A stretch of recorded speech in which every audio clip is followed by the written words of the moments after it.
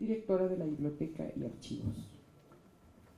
También damos la más clara bienvenida a Ernesto Casanova Caloto, presidente del Ateneo Español en México. También nos acompaña el doctor Fernando Serrano Migallón, investigador de la UNAM y miembro del número de la Academia Mexicana de la Lengua. El profesor David Jorge, investigador del Colegio de México. Y José María Espinosa, editor y escritor. Son todas y todos bienvenidos a este Palacio Legislativo. Para la presentación de este evento tiene el uso de la palabra la doctora María Vázquez Valdés, directora de la Biblioteca y Archivos. Por favor, doctora. Buenas tardes. Bienvenidos todos a la Biblioteca Legislativa de la Cámara de Diputados en el marco del Espacio Cultural San Lázaro. Bienvenidos a este conversatorio acerca del 80 aniversario del exilio español y el 70 aniversario del Ateneo Español de México. Quiero expresar un agradecimiento especial a la mesa directiva de la Cámara de Diputados y al Ateneo Español de México por la iniciativa y el impulso para llevar a cabo este evento. Es un gusto recibir esta tarde a importantes figuras intelectuales de México que nos honran con su conocimiento acerca de este tema, relevante en la coyuntura de dos aniversarios tan importantes como significativos para nuestro país: el 80 aniversario del exilio republicano español y el 70 aniversario del Ateneo Español de México. Es un honor que nos acompañen esta tarde el doctor Fernando Serrano Migallón, el presidente del Ateneo Español de México, Ernesto Casanova, el doctor en Historia David Jorge y el poeta, ensayista y crítico literario José María Espinosa.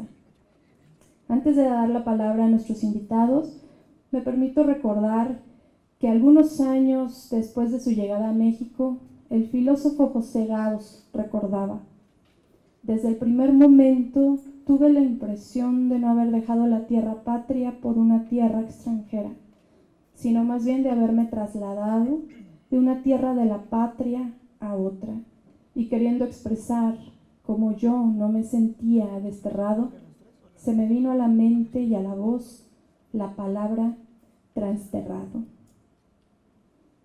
De estas palabras de Gauss se desprende que más que una historia de exilio o de destierro, quizá esto es una historia de un transtierro, si se nos permite el uso de un neologismo en este contexto. Y bien, en este gran contexto nacional e internacional, en la época del exilio republicano español, es que surge el Ateneo Español de México. Y por ello, en primer término, me permito presentar a Ernesto Casanova Caloto, quien es presidente del Ateneo Español de México desde 2017 hasta la fecha. Antes de eso también fue tesorero y protesorero de la misma institución. También fue presidente de la Sociedad de Exalumnos del Colegio Madrid, donde ha sido miembro de asamblea desde el año 2010. Es licenciado en Economía por la UNAM, donde ha sido profesor y también ha sido investigador adjunto en el Centro de Investigación y Docencia Económicas. Bienvenido. ¿Qué tal? Buenas tardes, bienvenidos todas y todos. A mí me da una satisfacción enorme estar en la Cámara de Diputados en este acto. Corrimos un poquito por la fecha, pero bueno, se logró, y le quiero dar las gracias afectuosamente a la mesa directiva, al licenciado Kumori, que nos acompaña, a la doctora María Vázquez, que siempre ha sido consecuente a esta causa, y nos orgullece más porque lógicamente el gran festejo es el 80 aniversario de la llegada del exilio republicano español, pero también el Ateneo cumple 70 años. Entonces mi intervención lógicamente se inclina más al Ateneo, sin dejarle de lado el gran acontecimiento que es el del 80 aniversario, ¿sí? 2019, año histórico para el Ateneo Español de México. Convergen en este año un conjunto de efemérides en el que recordamos el final de la Guerra Civil Española y el inicio del largo y doloroso exilio de miles de personas que tuvieron que abandonar su lugar de origen. es también el aniversario de la llegada de esos refugiados a nuestro país, recibidos por el gobierno entonces encabezado por el presidente Lázaro Cárdenas, a quien nunca se le terminará de agradecer por ese ejemplar gesto de generosidad por el cual más de 20,000 españoles encontraron una tierra en paz y libertad donde rehacer su vida. De igual manera, este año se cumplen 70 años de la fundación del Ateneo Español de México, institución que desde su creación se convirtió en un punto de referencia en el que coincidieron los exiliados republicanos independientemente de su signo político o ideológico, por lo cual logró amalgamar a la muy diversa colectividad de refugiados españoles en México y ayudó a su integración plena a la vida nacional. Recordemos también que entre sus miembros y fundadores han desfilado numerosas personalidades que representan lo más destacados de la cultura mexicana y otros. En la actualidad, el Ateneo es una asociación cívica, democrática, partidista y sin fines de lucro, cuyo objetivo principal es la preservación y divulgación de la memoria histórica del exilio español en México, para lo cual realiza numerosas actividades culturales y educativas, así como la producción de videos, documentales y otros recursos audiovisuales. De manera especial debemos mencionar el importante acervo guardado en su archivo y biblioteca, en el cual se conserva un repositorio único en el mundo en virtud de la condensación de materiales especializados sobre la Segunda República, la Guerra Civil y el exilio español. La divulgación de estas temáticas implica actualizar los soportes donde se realiza, por lo que nos hemos dado a la tarea de reforzar la presencia del Ateneo en la red. Durante el último año, hemos alcanzado más de 7,000 usuarios en nuestra página web, que se suman a los más de 6,000 seguidores de nuestras redes sociales.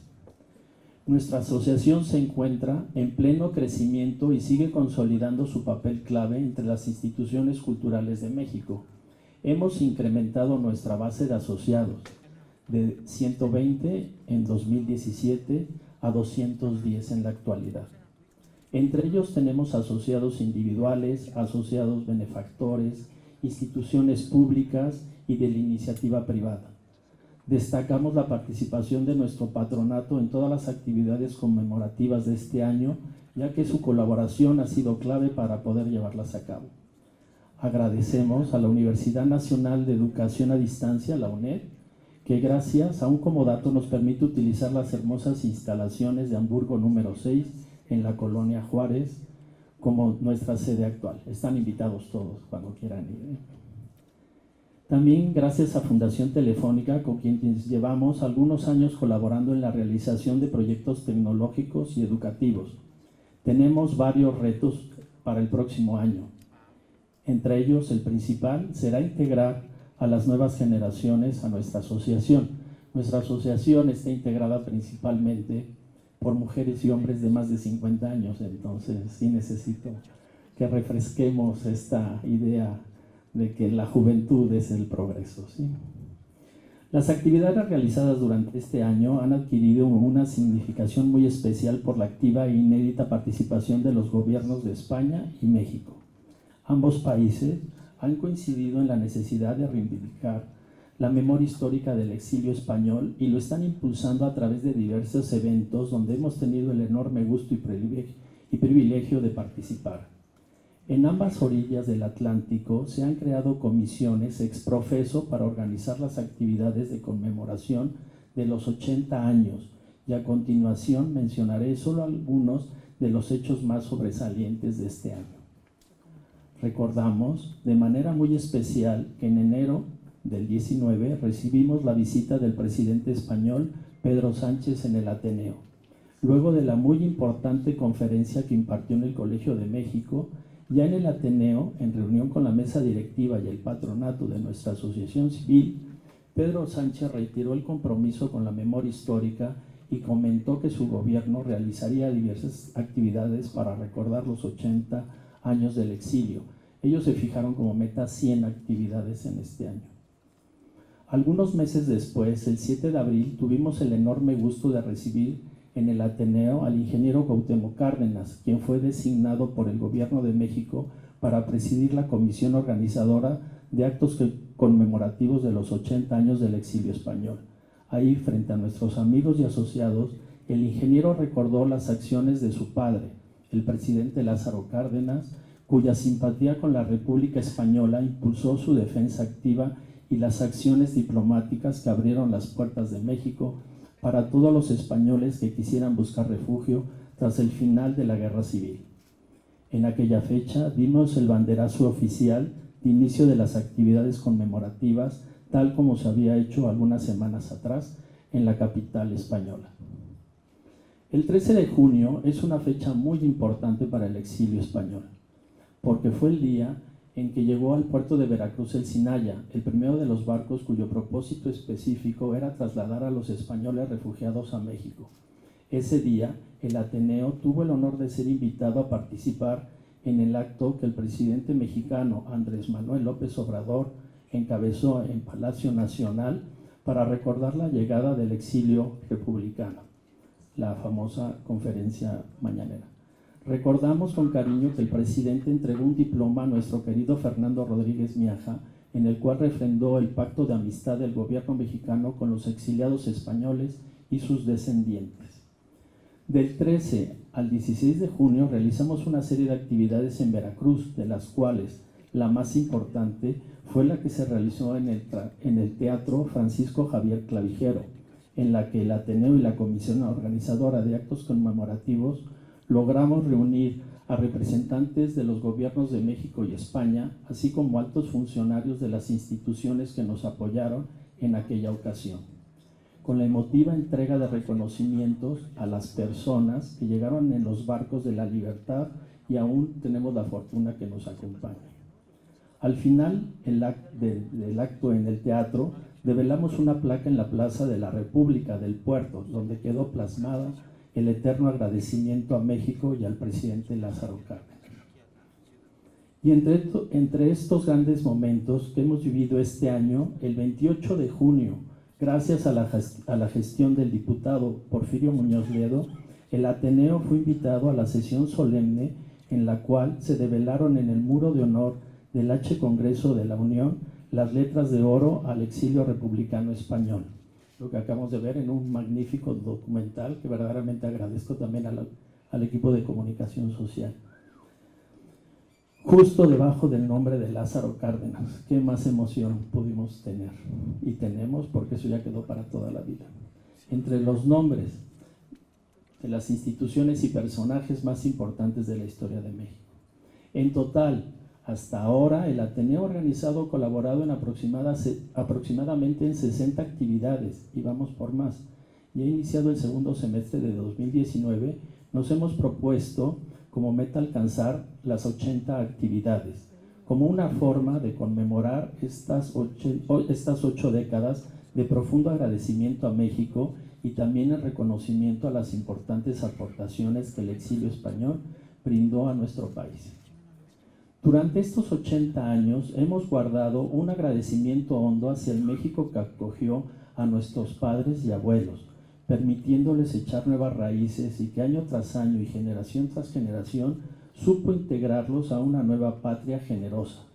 Lo que en un comienzo fue un acto de excepcional voluntad y dignidad política del gobierno mexicano, hoy, gracias a la memoria colectiva, se convierte en una sentida conmemoración histórica que a la vez recuerda la cruel destrucción de una esperanzadora República Española y reconoce la deuda impagable que los exiliados españoles y sus descendientes tenemos con nuestra patria mexicana. Gracias.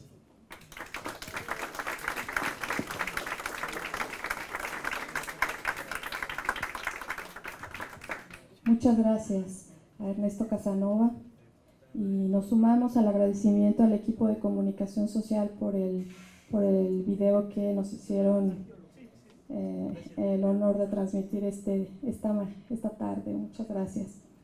Invitamos ahora a David Jorge, quien es historiador español, cuyas líneas principales de investigación son la crisis entre guerras, las relaciones internacionales y los internacionalismos en disputa. así como la dimensión internacional de la Guerra de España.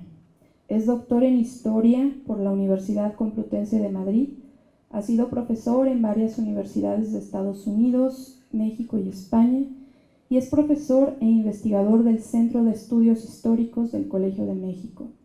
Es autor de numerosos trabajos que se han incluido en libros, enciclopedias y revistas académicas, así como medios de comunicación, y también es autor del libro Inseguridad Colectiva, la Sociedad de Naciones, la Guerra de España y el fin de la paz mundial.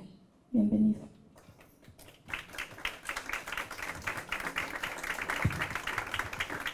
Buenas tardes.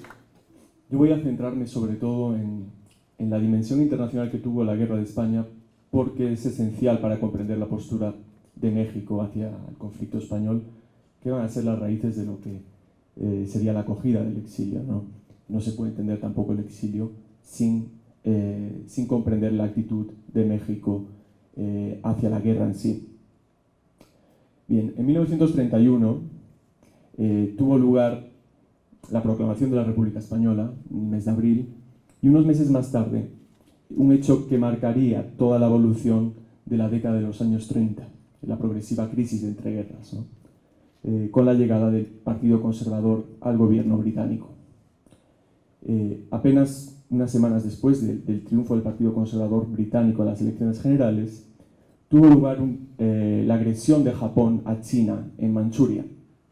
Estamos en el otoño de 1931 y se preguntarán ustedes qué tiene que ver esto con España, con México.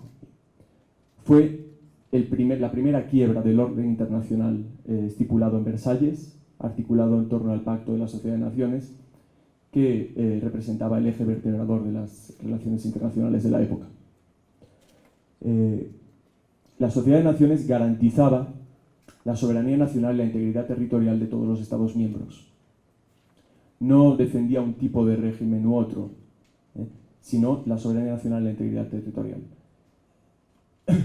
China era miembro de la Sociedad de Naciones, por lo tanto la agresión de Japón debería haber tenido consecuencias con la aplicación del articulado del Pacto de la Sociedad de Naciones. El gobierno británico apostó por la impunidad, es decir, por permitir que el conflicto se prolongase en el tiempo hasta que fuese un hecho consumado la conquista de Manchuria por parte de Japón. Se cerró en falso ese conflicto al cabo de menos de 2 años de haberse iniciado.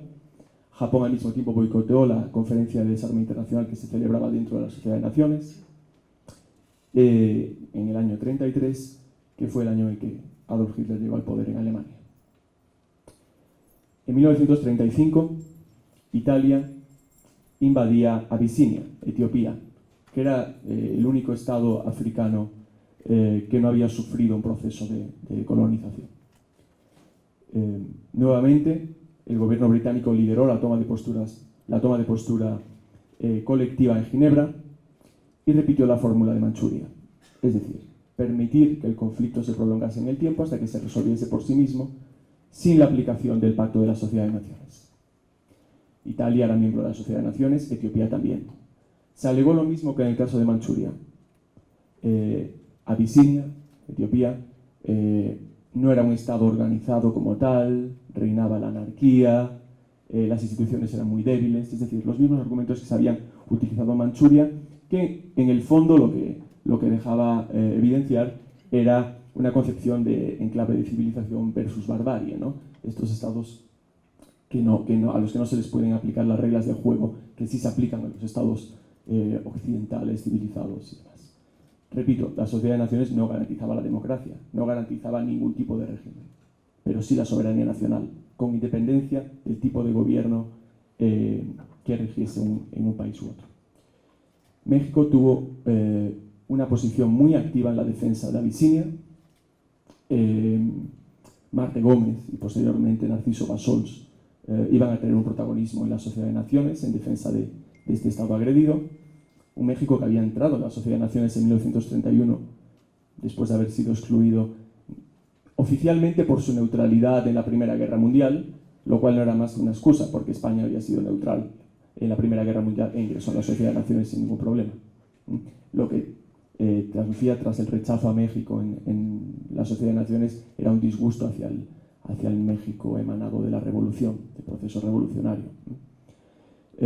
Bien, como les decía, México toma una postura muy activa en defensa de la soberanía nacional de Abisinia y va a ser esto clave también para explicar la línea de política exterior y la argumentación jurídica de Narciso Bassols ante el conflicto en España. En cuanto se resuelve, con la conquista de facto nuevamente de Etiopía por parte de Italia, en cuanto se resuelve el conflicto, se levantan las sanciones en la Sociedad de Naciones, el gobierno británico alega que ya no tienen ningún fundamento, toda vez que el territorio ha sido conquistado, y inmediatamente Mussolini ordena el movimiento de aviones desde el norte de Italia hacia el sur de Italia, para de ahí saltar al Marruecos español y participar en la sublevación de julio de 1936 contra la República Española. Por ello es importante situar la guerra de España dentro del conflicto general de entreguerras, porque el conflicto de España no se puede aislar sin más. Es decir, no es una guerra internacional solamente, sino que es un golpe de Estado internacional en el que la Italia de Mussolini tiene un papel fundamental con el envío de aviones de guerra modernos, bombarderos, fundamentalmente. Aviones que habían sido contratados por los monárquicos alfonsinos que no dejaron de conspirar contra la República desde su misma proclamación. Bien, por lo tanto, una vez que se produce la sublevación en España, la balanza de fuerzas es absolutamente perjudicial para la República. La República, pese a conservar las principales ciudades como Madrid, Barcelona, Valencia en su poder, está sola en el escenario internacional. A los sublevados les apoya primero, como he dicho, la Italia de Mussolini, muy poco después la Alemania de Adolf Hitler a partir del 25 de julio de 1936, y la República acude a sus teóricos aliados naturales, como eran las democracias europeas, en primer lugar Francia y Reino Unido. ¿Qué ocurre? Las democracias europeas ponen en pie la llamada política de no intervención, que no tiene ninguna base sólida en el derecho internacional de la época, es una mera suma de declaraciones interestatales a una declaración francesa que tiene lugar el 15 de agosto y que entran en contradicción directa con el Pacto de la Sociedad de Naciones. A partir de entonces la República tiene la guerra perdida, como lo constata el mismo Manuel Azaña. ¿Y por qué va a aguantar la República casi 3 años en pie? Por la intervención inesperada de un aliado no natural de un régimen como era el republicano, la intervención de la Unión Soviética de Stalin. A partir de entonces se consolida una balanza, un equilibrio en las intervenciones y las retracciones internacionales hacia la guerra de España, y se va a prolongar el conflicto en el tiempo, y en la Sociedad de Naciones, que es el único foro al que la República Española tiene acceso, toda vez que ha sido excluida del Comité de No Intervención, centrado en Londres, en la Sociedad de Naciones va a tener lugar la disputa diplomática en torno al conflicto español. Y ahí México va a tener un protagonismo absolutamente fundamental, aprovechando un vacío de protagonismo dada la no intervención, es decir, las democracias europeas pasaron a discutir los asuntos más incómodos en las dependencias del Foreign Office en Londres, como les digo, en el marco del Comité de No Intervención. Los Estados Unidos no formaban parte de la Sociedad de Naciones, y en ese vacío México va a liderar la defensa de la España republicana, tal y como lo había hecho de la Etiopía Haile Selassie. Narciso Bassols en un primer momento, Isidro Fabela a partir de enero de 1937 van a defender la causa republicana en Ginebra. Va a conectar esto también con posteriores conflictos que tienen lugar en 1937 y 1938. El caso más destacado es el Anschluss, ¿no? La anexión de Austria por parte de la Alemania nazi en marzo de 1938, que México condena muy firmemente. En esos mismos, muy pocos días después, Lázaro Cárdenas va a aprovechar un contexto internacional de gran prestigio antifascista por parte de México para tomar una decisión que en otro contexto hubiera sido todavía mucho más complicada, como es la expropiación y nacionalización del petróleo. Bien, con la evolución del año 1938 y las derrotas de la República en el frente de guerra, van a terminar con los acuerdos de Múnich en el otoño de 1938. A partir de entonces, a la República lo único que le queda es la resistencia funcional que proclama el primer ministro Juan Negrín, que tiene como objetivos fundamentales, es decir, Juan Negrín concebía que la guerra estaba perdida también, no era un ingenuo en ese sentido, pero sí consideraba que era inevitable una nueva guerra internacional y que la única esperanza para la República Española pasaba por conectar el conflicto de España con la guerra general en suelo europeo, que ya era evidente. Por otro lado, la resistencia permitía evacuar de España los cuadros más significativos, a los cuadros más proclives a la represión franquista, y al mismo tiempo una resistencia permitía conservar alguna esperanza de una mediación internacional que pusiese fin al conflicto. Sin una resistencia más o menos sólida, era un hecho que el general Franco no iba a aceptar ningún tipo de mediación internacional, iba a abogar por sencillamente terminar de ganar la guerra. Eso es lo que explica la resistencia funcional de Negrín, que no ha sido muy comprendida y ha sido a menudo muy desvirtuada también en el exilio mexicano por parte del grupo de Indalecio Prieto. Bien, el golpe de Casado en marzo de 1939 va a poner fin a las esperanzas de resistencia republicanas y de conectar con el conflicto general europeo, y desde finales de 1938 el exilio en México ya se venía preparando por parte de las gestiones del embajador Gordon Ordaz, el embajador de España aquí en México, así como por Juan Simeón Vidarde, que había sido enviado ex profeso por Juan Negrín para consultar con Lázaro Cárdenas la posibilidad de acoger a republicanos españoles que huían de la represión franquista. Y bueno, no me voy a meter en el exilio porque aquí tenemos gente que seguramente hablará mucho mejor de ello que yo, y continúo luego en lo que va a ser la mesa redonda. Gracias.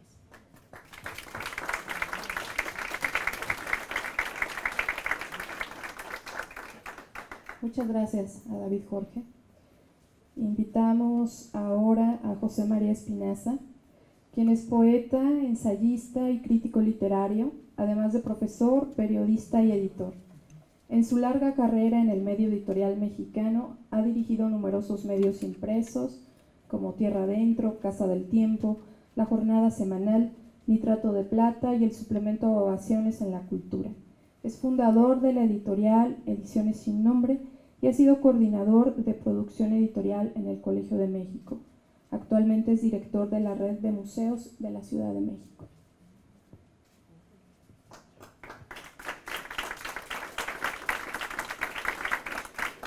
Gracias, María, gracias a todos ustedes por estar aquí, gracias a la Cámara por haberme invitado. En el recuento que Ernesto hizo de la actividad que en torno a la conmemoración de los 80 años del exilio y los 70 del Ateneo se han hecho, muchos de los que estamos aquí hemos participado en distintos lugares. En esas mesas se plantea normalmente un conflicto que se acumula según los eventos que va viendo, que es cómo digo algo distinto de lo que dije la vez anterior y no los aburro a ustedes, no me aburro mismo, repito a veces a los que me han precedido en la mesa. Uno de los momentos más extraños y a la vez más lógicos y naturales de la historia de la filosofía fue cuando por boca de Sócrates Platón expulsa a los poetas de la República. El episodio lo enseñan en la preparatoria, mientras la filosofía siga siendo una asignatura, y ha desvelado a las ciencias humanas, incluida de manera subrayada a la política. Por eso a ellos, los poetas, los invitan poco a los congresos. Aunque por aquí han pasado nombres insignes de nuestra literatura, pienso en Salvador Díaz Mirón o en Jaime Sabines, y no me acuerdo si también Carlos Pellicer. Agradezco por eso, doblemente, que se me haya solicitado participar en este conversatorio con motivo de los 80 años de la llegada del exilio español a México, y me da una gran alegría haberme encontrado aquí a María Vázquez, también ella poeta. Hace 88 años, el 14 de abril de 1931, se proclamó en España la Segunda República, una república peculiar, porque al contrario de lo que pensaba Platón, los poetas tuvieron un papel protagónico y fueron muchos víctimas del levantamiento militar iniciado en 36 y que llevó a la cruenta guerra civil y a la derrota del régimen legítimo en 1939. Los poetas sufrieron la guerra como todos y fueron también, como dije, víctimas. Federico García Lorca muere apenas iniciado el conflicto en circunstancias aún hoy no aclaradas del todo. Antonio Machado, apenas unos días después de haber cruzado la frontera en 1939 hacia Francia buscando refugio. Y Miguel Hernández, un par de años después, víctima de la tortura y represión franquista después de finalizada la guerra. México, se ha dicho en estos foros, se ha dicho por los que me han antecedido, tuvo un comportamiento extraordinario e inspirado en defensa de ese régimen, el republicano. Y en 1939 abrió las puertas al exilio y con él llegaron varios creadores que terminaron dándole un rostro específico a ese grupo en el que venían campesinos, obreros, profesionales, docentes, editores, ingenieros, médicos, químicos. León Felipe, José Moreno Villa, que habían llegado un poco antes. Pedro Garfias, que llegó en el Sinaya. Emilio Prados, Juan José Domenchina, Juan Recano, Adolfo Sánchez Vázquez, Manuel Altorraguirre, Concha Méndez y varios más. No lo cito para engolar la voz y decir la palabra poeta con mayúscula, sino para señalar la importancia de que la poesía atisbó en aquellos años ser la urdimbre de un hecho cotidiano, de que Platón entendiera, y con él la sociedad, que la poesía es algo necesario para el hombre y también para la República. La cotidianidad del país y de la ciudad cambió con la llegada del exilio, pero el cambio no ocurre nunca de un día para otro. Se demora, tiene su tiempo, y hoy, 80 años después, cuando por razones naturales apenas quedan algunos exiliados vivos entre nosotros, en nuestra vida cotidiana, en cambio, hay signos muy claros incorporados a nuestra cotidianidad. En la cultura, en la comida, en las costumbres, en la docencia y de manera evidente en la política. El poeta no es un ser excepcional, es un ciudadano. Y los ciudadanos tenemos un espacio común privilegiado en la lectura y en el entorno que ella provoca. Es difícil pensar que haya alguien que, por una razón o por otra, no se sepa un poema de memoria, ya sea porque lo canta, porque lo memorizó en la escuela, porque le gustó tanto que lo usó para declarar sus pasiones o por cualquier otra razón. En este país, los poetas exiliados mencionados líneas arriba se encontraron con sus pares: Javier Villaurrutia, Gilberto Owen, Carlos Pellicer, Efraín Huerta, Octavio Paz, Alichu Macero, Margarita Michelena, y dialogaron, discutieron, se pelearon y se reconciliaron. Hicieron revistas juntos, trabajaron en el Fondo de Cultura Económica, en la UNAM, en el POLI, en el Instituto Nacional de Bellas Artes, en el Colegio de México. Vean, como ejemplo de las bondades de la poesía, que a los refugiados las normas legales de la época, aún vigentes, les daban todos los derechos de un ciudadano mexicano, salvo uno: participar en política. Si la norma la hubiera hecho Platón, les habría prohibido escribir poesía. La Revolución Mexicana nos legó también un impulso poético con la suave patria. Es legendaria y conocida, sea verdad o no, la anécdota que propulsó el papel de ese texto como poema emblemático de la nación que se estaba edificando, cuando Álvaro Obregón lo cita, según parece de memoria y después de una sola lectura, en un mitin político. Muchas cosas de las que la Segunda República Española quiso hacer en España se estaban haciendo en México y se cumplieron aquí. Instituciones como las citadas son algunos ejemplos del desarrollo cultural de un país. La generosidad de México tuvo muchos rostros. Se ha dicho ya en otras ocasiones, pero hay que insistir en ello, yo y los que me antecedieron lo han mencionado, que la política exterior de México en aquellos años fue y debe seguir siendo ejemplar y debería volverse normativa.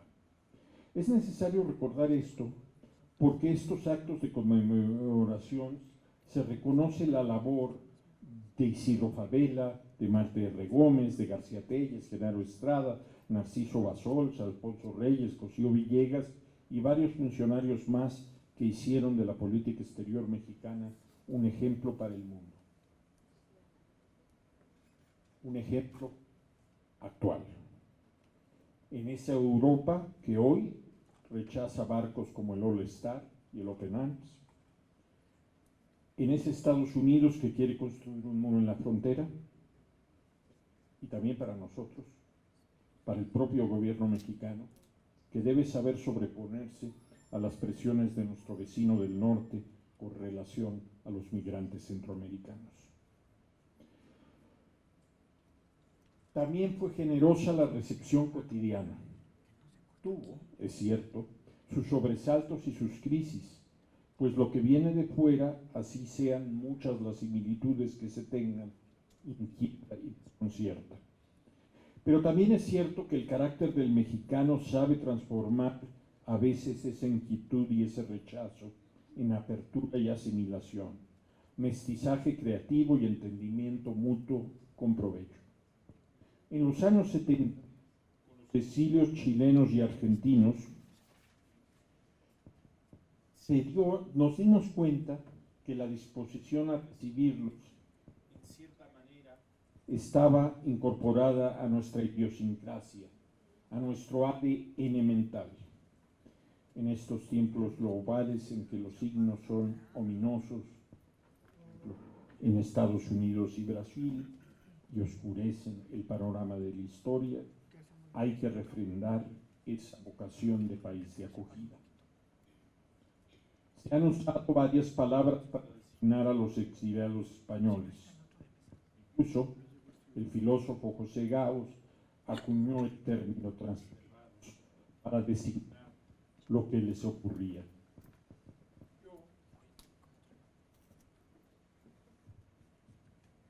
Yo, como tal vez muchos de ustedes, me acostumbré a usar el más cotidiano refugiados. Así designaban a mis abuelos paternos llegados de España en 1939 y así se designaban ellos mismos. Aunque alguna vez, sin embargo, mis compañeros de escuela de la primaria y secundaria se refirieron a ellos con un poco despectivo: rojos. Hay algo de intuición creadora en el uso lingüístico de una palabra, y refugio es una palabra que tiene una enorme dignidad humana y una gran pertinencia. Los nietos de los refugiados en México somos mexicanos. Este es nuestro país y nuestra patria. Por ella trabajamos y vivimos. formamos parte de una nación que dio y da refugio, y eso me hace sentir orgulloso. Gracias.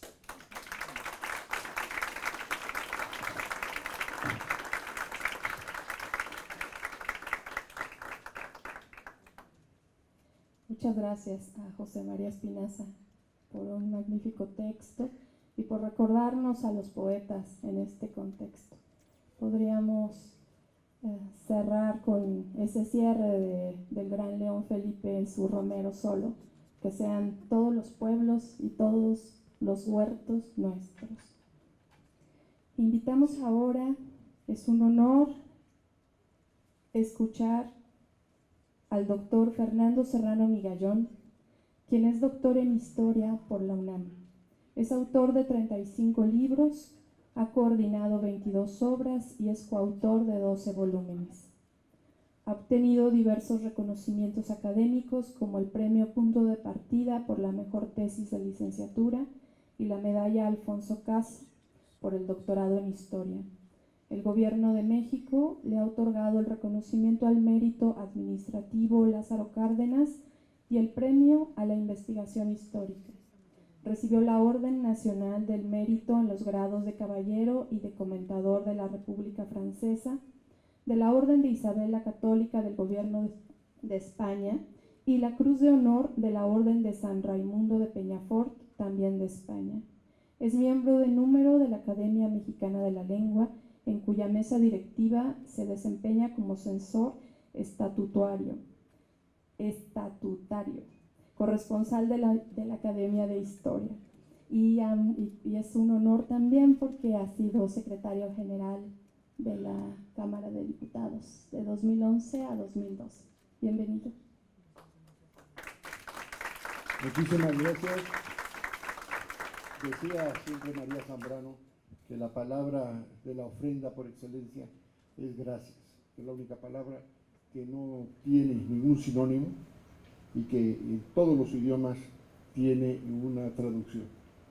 Y muchísimas gracias a la Cámara de Diputados, a su mesa directiva, a María por la invitación y a todos ustedes por estar aquí, lugar que no es fácil llegar, pero que nos da, por lo menos a nosotros, muchísimo gusto estar aquí. Siempre es muy difícil hablar del exilio español porque es un tema tan complejo, con tantas facetas, con tantas áreas de conocimiento, que se ha estudiado tanto y que nunca se ha estudiado lo suficiente, que siempre se queda uno con una expectativa de algo, como decía José María, nuevo, y siempre se queda uno con la sensación de que no se ha podido dar ese paso. Primero, el exilio es un fenómeno personal y social. Es un fenómeno que afecta al que lo padece en toda su vida, en sus relaciones políticas fundamentalmente, en sus relaciones sociales, en sus relaciones familiares, en sus relaciones lingüísticas, en las profesionales, en todo. Y por supuesto, hacer un problema tan global en la vida del individuo, cada uno de ellos lo percibe y lo transmite de una manera distinta. Entonces, todo exiliado tiene una manera de ver el exilio y de conformarse y comportarse frente a él. María Zambrano decía que si yo soy yo y mis circunstancias y me quitan de golpe las circunstancias, dejo de ser yo y me convierto en otra persona. Osorio Gallardo decía desde su exilio bonaerense que lo más importante que había pasado en su vida era el exilio. Todo lo que había hecho antes había carecido de visión hasta que había llegado al exilio, y todo lo que había hecho a partir de entonces tenía una visión nueva. Y así cada uno de los que han pasado por ese dolor de dejar la patria, que los griegos consideraban una pena superior a la pena de muerte, lo ve y lo percibe de una manera distinta. Estamos aquí para conmemorar, que no celebrar, 80 años del exilio español en México. ¿Qué pasó entre España y México entre 1931 y hoy? Se produjo una amistad peculiar, extraña, anómala, pero muy fructífera y que nos debe llenar de orgullo a todos. La República se proclama en 1931, el 14 de abril y el 15 de mayo. Un mes justo después, el primer acto internacional de la joven República es firmar un acuerdo internacional con México para elevar el rango de las legaciones a embajadas. que a partir de entonces hay un intercambio permanente de relaciones intelectuales, culturales, económicas, financieras, de todo tipo, que en el año 36, cuando estalla el golpe de Estado el 18 de julio, se trastocan por completo, pero que fortalecen esa liga emotiva, emocional, entre el gobierno republicano español y el gobierno republicano mexicano. Cárdenas no duda en ningún momento ponerse al lado de la República, como no había dudado en ningún momento en defender a China, había demostrado el afecto a Abisinia, y lo haría unos meses después con el Anschluss, la absorción de Austria por parte de Alemania. Y se produce una relación que dura hasta nuestros días, una relación extraña que es muy difícil de explicar por qué se mantuvo con esa fidelidad tanto tiempo. El día 1 de abril del año 39, el general Franco pronuncia el último parte de guerra. El día de hoy el Ejército Rojo ha sido derrotado y las tropas nacionales han alcanzado los últimos objetivos militares, la guerra ha terminado. Ese mismo día, el general Cárdenas le manda una carta, un telegrama a Luis y Rodríguez, su embajador en Francia, y le dice: a partir de hoy, todos los españoles, comunique usted al gobierno francés, comunique usted que a partir de hoy y desde que ellos estén de acuerdo, todos los españoles que estén en territorio francés están protegidos por el pabellón mexicano. Y Luis y Rodríguez se da esa tarea. Hay un grupo de diplomáticos extraordinariamente eficaces, Marterre Gómez, Narciso Bassols, Gilberto Bosques, pero hay dos que dirigen la política en este sentido, que es Luis y Rodríguez como embajador en Francia. Ya se ha narrado aquí la muerte del presidente Azaña, la defensa a Luis Nicolau d'Olbert, la defensa de los españoles que son pasados a España y son fusilados todos ellos menos uno, y espero que gracias a la intervención de Luis y Rodríguez se suspenden los secuestros de españoles en territorio francés, y Isidro Fabela en la Liga de las Naciones, que da el contenido jurídico a la defensa de México. Empieza el exilio masivo hacia México con el Sinaya en junio del 39, y la Embajada de la República Española en México, en la calle de Londres, el embajador, de quien ya se ha hablado aquí, don Félix Gordón Ordaz, se entrevista con el presidente Cárdenas y le pide que por favor siga abierta en manos del gobierno republicano. El general Cárdenas le dice que no es posible, que no hay antecedentes internacionales para que un país, un gobierno de un país del que carece completamente de sede en su territorio, siga ostentando una representación diplomática. Que él le garantiza que mientras él sea presidente, y cree que en el futuro ningún gobierno mexicano reconocerá el gobierno territorial español del general Franco, pero que la embajada se tiene que cerrar. La embajada es cerrada, no se le da entrada nunca a ningún diplomático franquista, y se encargan las llaves y la custodia del edificio a la Embajada de Panamá. Empieza la Guerra Mundial, la defensa de Luis y Rodríguez frente a Petén y sobre todo a Laval. La entrevista de Laval que narra Luis y Rodríguez en sus memorias es ejemplar, cuando va a verlo para abogar en favor de los españoles, y le dice palabras más, palabras menos: mire usted, los españoles son enemigos de mi amigo el general Franco. Ustedes, si yo no me voy a enemistar con un amigo mío por quienes son sus enemigos. Si ustedes quieren llenarse de rojos, llévenselos a México. Para nosotros los españoles son como las ratas en los barcos.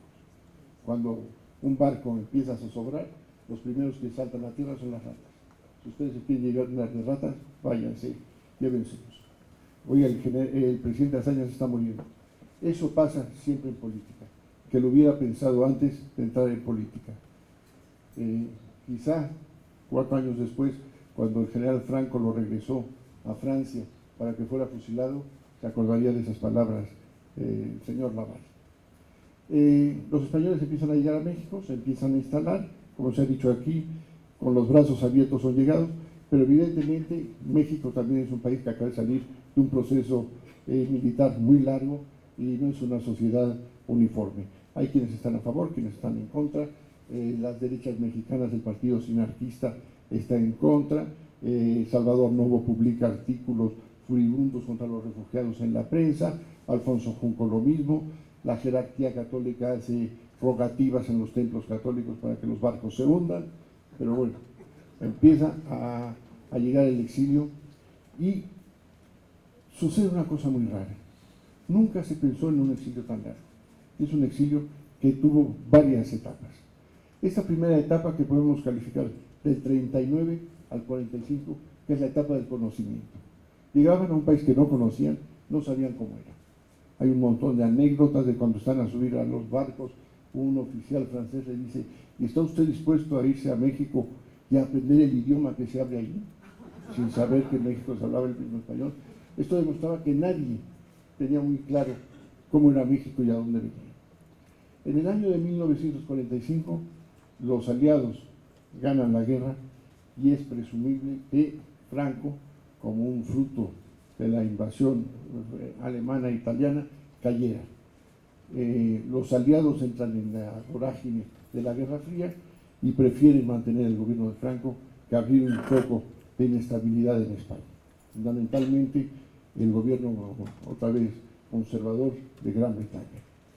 Y entonces se abre esta etapa que era de esperanza y que termina en 1953, cuando España es primero admitida en la UNESCO y segundo en las organizaciones de las Naciones Unidas, nunca con el voto de México. Y en las Naciones Unidas con un método un poco tortuoso. Como iba a tener una gran oposición, se ponen de acuerdo las dos grandes potencias para hacer un paquete de 18 países que entraran de golpe. Entre ellos iba España. Entonces entran todos de golpe, ahí va España, no se vetan unos a otros, ingresan y solo México y un país de Asia se abstienen de votar y así entra España, por la puerta chica y vergonzante en la Liga de las Naciones. Y entonces empieza esta segunda etapa, que es quizás la etapa de arraigo. Ya lo de España se ve más lejano y ya se tiene que establecer en México. Y esta etapa durará del año 45, cuando aparte se restituyeron las instituciones republicanas en México. Ya había habido en el ámbito internacional muchos antecedentes de gobiernos exiliados a los que se les había dado reconocimiento, al de Holanda en Canadá, a muchos otros, al de Checoslovaquia en Londres, y entonces se restituyen las instituciones republicanas en México, se consolida el gobierno republicano en el exilio, se abre la representación diplomática y entran unas relaciones diplomáticas normales entre los dos gobiernos republicanos. Esto durará hasta el año de 1978, cuando se convoca por primera vez a unas elecciones libres en España. Y entonces se produce quizá la cuarta derrota de los republicanos y de la República Española. La primera fue en 1939, cuando se pierde la guerra civil. La segunda es cuando los aliados se olvidan de ella en el banquete del triunfo en 1945. La tercera es cuando se hace la transición en España a espaldas de la República y de los republicanos. Y la última sería cuando los socialistas ganan las primeras elecciones y se olvidan de los republicanos. Entonces ya se produce la última etapa, que es la etapa, no quisiera llamarla de la resignación, pero sí la etapa definitiva del establecimiento. Las relaciones diplomáticas formales con la República Española terminan de forma abrupta por una actitud frívola de un presidente, en esencia frívolo, y 40 años de una actitud digna terminaron por lo menos de manera no con la dignidad que hubieran debido tener. Ahora, ¿por qué durante 40 años México tuvo esa relación con el gobierno de la República Española? Todos los presidentes, desde el general Cárdenas, tuvieron frases y actitudes de apoyo a la República Española. Hay multitud de frases y de actitudes. Cárdenas, no hay que señalar ninguna adicional. Ávila Camacho permitió que el edificio del gobierno del Distrito Federal se convirtiera en territorio español para que las Cortes republicanas se pudieran reunir con una oposición de la derecha mexicana que decían que desde Santa Ana nunca México había perdido parte del territorio, aunque fuera simbólicamente. Entonces buscó una frase así un poco alambicada en que se le solicitaba la autorización para que con las inmunidades inherentes al caso, que era la extraterritorialidad, se pudiera celebrar una reunión de las Cortes Españolas, cosa que se concedió.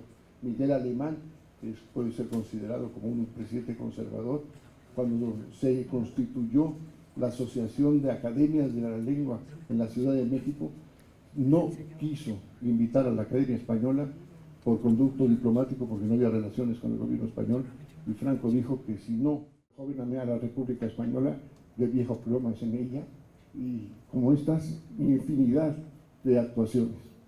Luis Echeverría lo mismo, rompió todo tipo de relaciones con los últimos asesinatos de etarras en España.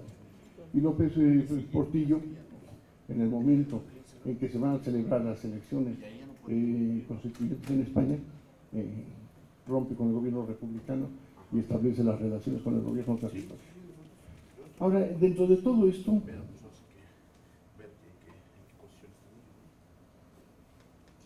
¿qué dejaron los españoles? Se ha hablado de las grandes cumbres del pensamiento español. Poetas, literatos, filósofos, abogados, músicos. Pero cuando la República llega a España, el 50% de los españoles son analfabetos. La población tendría un 1% de intelectuales.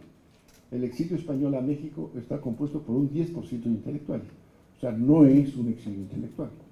Es un exilio que tiene un alto contenido de intelectuales, pero es un exilio civil, de gente normal, obreros, campesinos, trabajadores, profesionistas, quizá periodistas. Y esa gran masa de españoles, ¿qué es lo que le dejaron a México? Yo creo que 4 o 5 cosas que son muy significativas. En primer lugar, le dieron a México una nueva imagen de lo que es el español.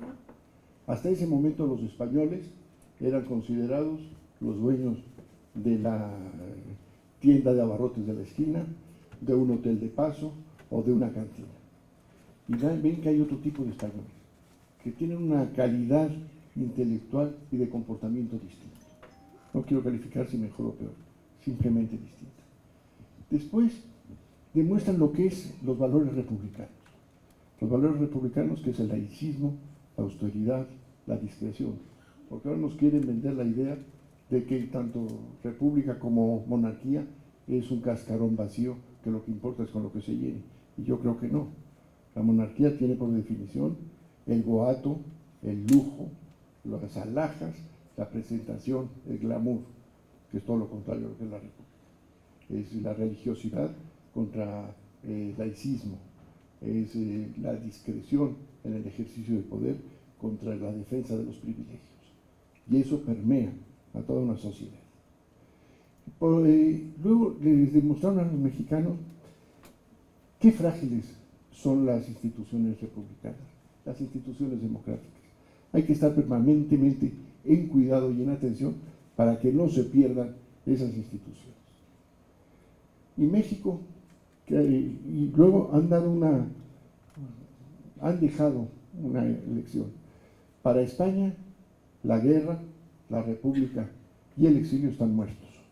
Si uno habla con un joven español, con alguna excepción, oyen hablar del exilio y de la república o de la guerra como si hablaran de la Segunda Guerra Carlista o de la Reconquista. Es una cosa que les es completamente ajena y lejana. En México no. El exilio está vivo. Y está vivo entre los que tomamos clase con los profesores emigrados, con sus alumnos, con los libros, con toda una actitud de investigación y de transmisión de la cultura. Y México, que siempre ha sido un país de asilo, como ya se ha dicho aquí, desde muchísimo antes de existir como colectividad. Si creemos que América se pobló a través del estrecho de Bering, toda América del Sur pasó por México. Europa entró a América por Veracruz. América se comunicó con Asia a través de la nao de China. Entonces México ha sido un país de asilo y de acogida. Y en el caso concreto de España, la actitud, la visión de Estado y el humanismo del general Cárdenas está fuera de toda duda. Estuvo rodeado de una infinidad de hombres a todos niveles. Hemos hablado de los diplomáticos más importantes, pero hubo muchos que estuvieron a su lado. Pero sobre todo del pueblo mexicano, que siempre ha tenido los brazos abiertos.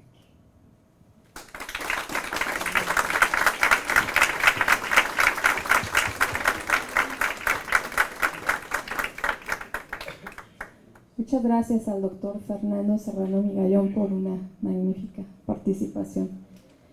Y muchas gracias a cada uno de nuestros participantes nuevamente por sus aportaciones. Sí, claro, invitamos al público a participar, pero también al Presidium a comentar lo aquí expuesto. Si hay algo que quisieran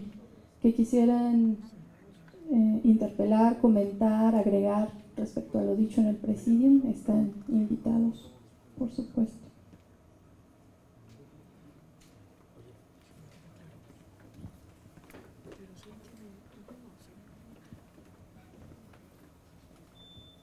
Buenas tardes, los felicito. A mí me encantó la historia del señor Gilberto Bosques, porque fue un panorama tan amplio, las ganas de ayudar a la gente, de cómo traerlos, de todo lo que hizo y de cómo llegan todos los exiliados, o la mayoría de exiliados, a la UNAM, al Poli, como al Colegio de México. Es algo bello y que aquí, tan solo a los mexicanos, a los que hemos empezado a estudiar, o yo, es de felicitarlo, ¿no? Y de que no deje, que esto siga, porque de veras, el tener a otras personas de otro país queriendo vivir bien y enseñándonos ahorita en la actualidad los mexicanos que tenemos que echarle ganas, que no podemos perder y dejar pasar todas esas enseñanzas. Yo los felicito, y del señor Gilberto Bosques, de veras, me fui con una imagen que la voy a contar donde vivo y a mis amigas, porque una cosa es ser mexicano y empezar a estudiar, pero hay gente que se prepara para todo esto. Yo los felicito y gracias.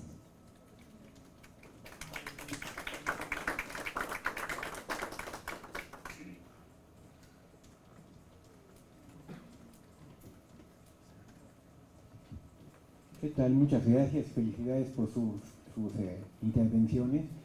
Tengo yo una gran duda, o sea, cuando hablamos del exilio español y uno en particular como mexicano busca información sobre los mexicanos que participaron en la República Española y particularmente los que colaboraron con el exilio español, generalmente nos encontramos lo que ustedes han comentado, esto es la parte diplomático-política que intervino, esto es los mexicanos que fungieron de esa manera, pero hubo otros mexicanos que estuvieron en España, particularmente antes de la debacle, varios estetas que acudieron ahí, y particularmente quiero hablar de tres que al buscar información sobre su participación se encuentran uno meras anécdotas y no hay estudios a profundidad sobre ellos. David Alfaro Siqueiros, quien tomó las armas con la República Española, es uno.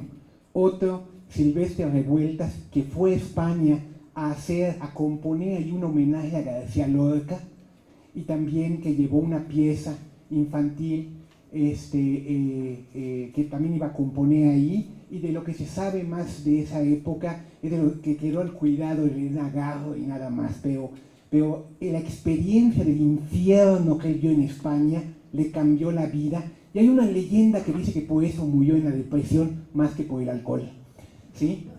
Y está también Fernando Gamboa, que cuando uno se asoma en su archivo encuentra una cantidad de información del exilio español impresionante, particularmente las listas de los españoles que él ponía a consideración de esas autoridades que han mencionado para pedir que se les permitiera entrar dentro de los que fueron considerados para ese exilio.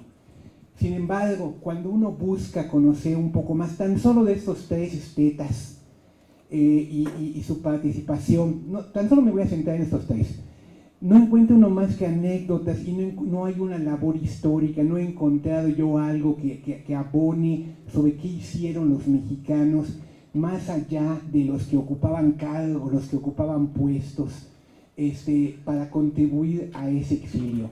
Mucho me gustaría saber, teniendo enfrente expertos, si ustedes conocen algo más que pudiera servirme a mí para conocer de mejor modo la historia sobre la participación de los mexicanos en la República Española y particularmente en el exilio español.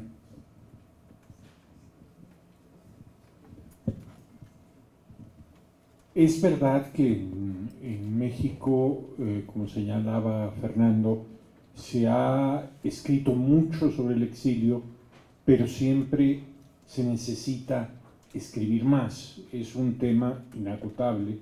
Y una de las vías que no se ha explorado suficiente es esta que usted señala. Yo creo que de lo que yo conozco está el diario de Elena Garro en la Guerra de España, que yo creo que es un documento histórico importante y literariamente extraordinario. De Gamboa se ha estudiado bastante por su labor en la salida de obras de arte del Prado a su protección en Francia, y por su posterior evolución como el creador de la museografía y curaduría mexicana, ¿no? Susana Gamboa, su mujer, simplemente ella subió al Sinaya la imprenta en que se hizo el diario del Sinaya, y bastaría ese gesto para darle un lugar en la historia de los hechos simbólicos que se volvieron más que simbólicos, digamos. Pero es verdad que no escribimos biografías de nuestros hombres ilustres. Lo que a usted le pasó, a mí me pasó con un caso muy peculiar. Ramón Rubín. Ramón Rubín es un escritor mexicano de la generación de Octavio Paz, que tuvo en su momento mucho éxito como cuentista. Es un personaje fascinante y un gran narrador, en un estilo que ahora está un poco pasado de moda, ¿sí? El callado dolor de los Tzotzíles sigue siendo un paradigma por la novela indigenista, pero dicen que tiene más de 100 libros. Yo he contado unos 25.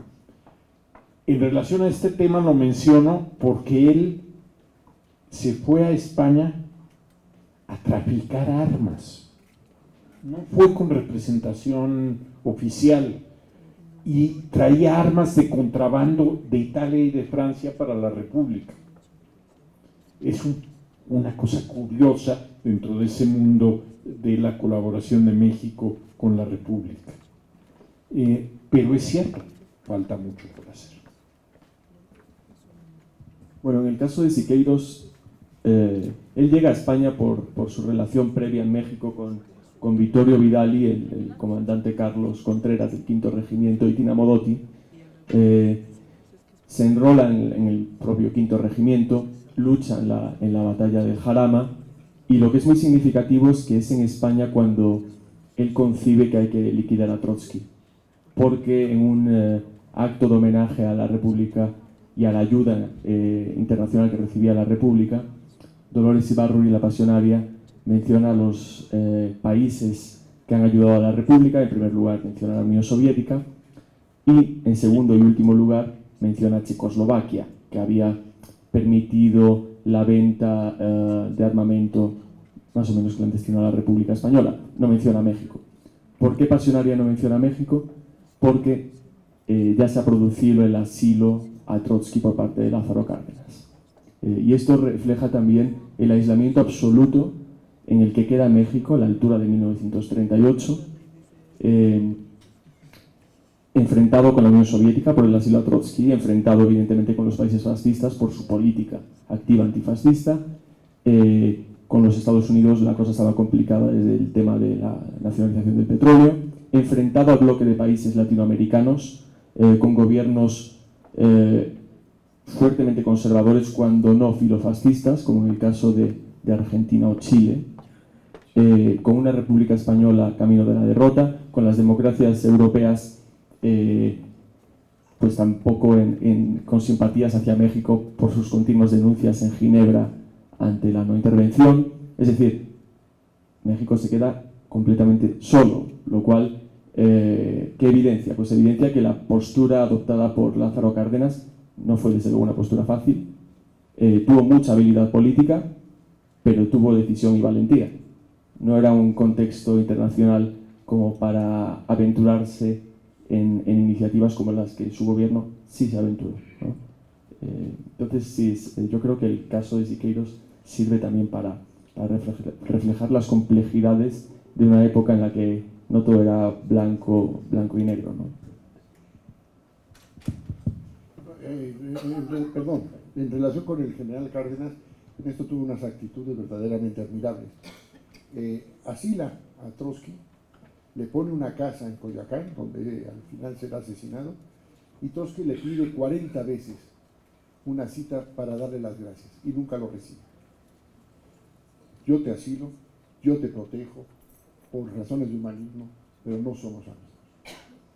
Cuando el nuevo embajador de Italia se presenta a México y le entrega al secretario de Relaciones Exteriores la copia de las cartas credenciales que vienen firmadas por el rey de Italia y emperador de Etiopía, nunca le permite que acredite las cartas credenciales, porque el rey de Italia no era emperador de Etiopía para México.